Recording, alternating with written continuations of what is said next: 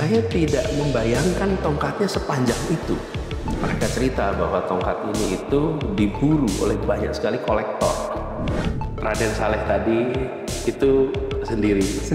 Kemudian Kang Rosid dia bawain lukisan ini sendiri. Joglonya juga sendiri. Dan ternyata ketika di sini ternyata ada kaitannya. Assalamualaikum. Waalaikumsalam. Assalamualaikum Om. Apa kabar? Masuk. Akhirnya main juga nih. Wow. Ini rumahnya kayu apa semua nih Om. Hebat juga nih. Ini ya memang joglo ya, kayu semua. Yang bikin Om bukan Om? Enggak lah. ini dipasang sekitar 1743. Wah. Jadi kalau sekarang persis 280 tahun yang lalu. Wow. Tapi kelihatannya ini dipindah dari satu tempat lain. Jadi rasanya lebih tua dari 280 tahun. Ya Allah. Dipasang di sana di Tegalsari, Ponorogo. Alhamdulillah. Kok bisa ada di sini sih Om? Panjang ceritanya. Wah, panjang. Om, ini apa nih Om? Ini lukisan apa nih Om? Ini siapa sih Om? Ini yang melukis namanya Fauzan dari Fakfak. Ini adalah Fakfak Irian, Fakfak Papua Barat. Ini adalah wajah Raden Saleh. Raden Saleh itu siapa? Saleh itu adalah seorang pelukis asal Semarang yang ketika masa mudanya dia jenius dengan lukisan. Kemudian dapat beasiswa dikirim oleh pemerintah Belanda, dikirim ke Belanda, dan dia menjadi pelukis raja-raja di Eropa. Wow. Terus dia pulang ke Indonesia tahun 1850-an, pulang ke Indonesia. Terus dia melukis yang sangat terkenal. Lukisannya adalah lukisan penangkapan Pangeran Diponegoro. Padahal Raden Saleh itu belum pernah ketemu dengan Pangeran Diponegoro. Kok bisa Om? Jadi dia tanya sama orang, karena dia jago menggambar ya, sketch. Dia tanya matanya gimana, pakaiannya gimana, alisnya gimana, hidungnya gimana, sampai akhirnya dia dengar ya orang-orang itu, kemudian muncul lukisan Pangeran Diponegoro yang kita kenal sekarang. Itu adalah asal muasalnya dari ini, Raden Saleh. Hebat banget ya Om ya.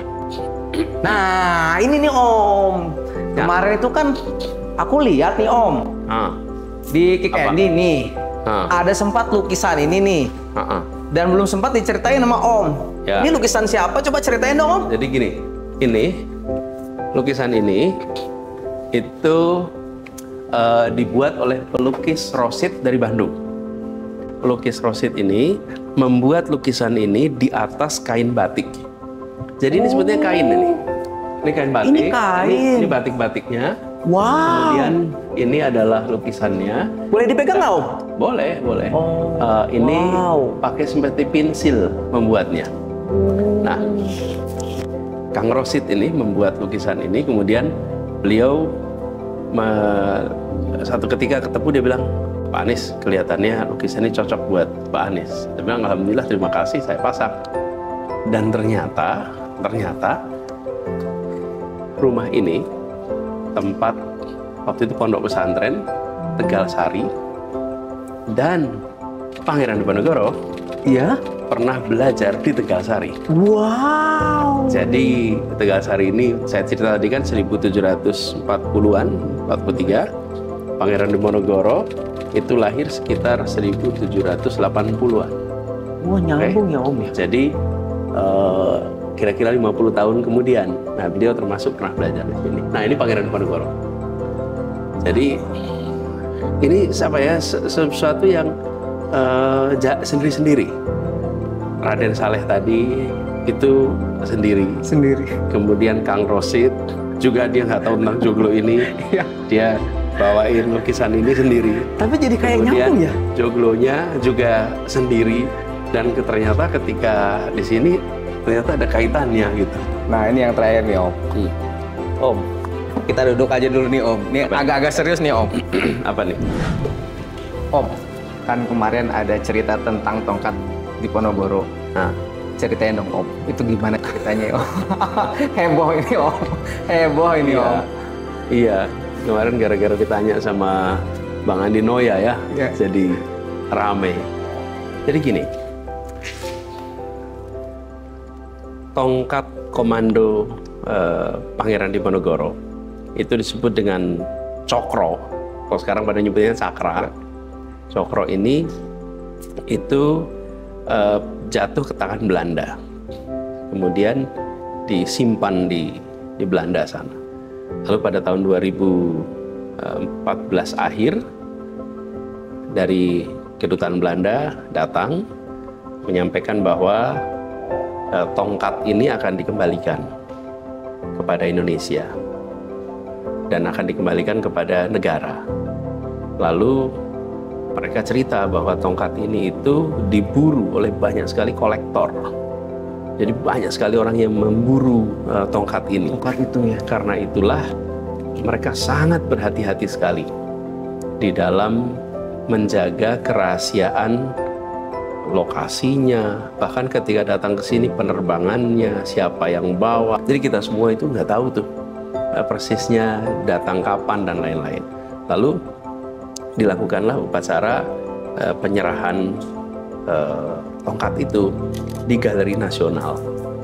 Kemudian karena pada waktu itu Bapak Presiden sedang berada di luar negeri, ada di Filipina, maka saya menerima tongkat itu mewakili pemerintah, mewakili Presiden.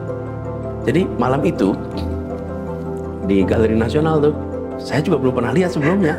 Jadi saya belum pernah lihat tongkatnya, sebetulnya saya lihat fotonya. Mereka tunjukkan fotonya. Tapi saya tidak membayangkan tongkatnya sepanjang itu. Jadi ketika difoto, itu tidak terlihat dimensinya. Kan kalau foto itu kita cuma lihat tongkatnya aja gitu. Iya, saya bayangkan ya tongkatnya kira-kira seperti keris lah gitu, 80 cm, 75 cm gitu bayangan saya. Ketika keluar, tongkatnya tuh tingginya kira-kira 150 cm. Jadi 1,4 atau 1,5 gitu meter. Terus tadi kayak tongkat. Di situ saya pertama kali lihat tongkat itu, Masya Allah. Dan tongkatnya memang bagus. Kayunya, ya memang kayu tua, udah berumur 200 tahun lebih. Kemudian ada semacam metalnya gitu di bagian atasnya, cakranya itu. Dan lalu dilakukanlah upacara itu, saya terima dan saya sampaikan atas nama pemerintah dan bangsa Indonesia, kami terima tongkat ini dan kami akan rawat, kami akan jadikan ini sebagai sebuah artefak bersejarah yang bisa dilihat oleh semua anak bangsa lintas waktu. Terus saya pegang tongkat itu dan memang rasanya gimana tuh? Rasanya saya bersyukur sekali bahwa ditakdirkan untuk menerima tongkat ini atas nama pemerintah dan bangsa Indonesia.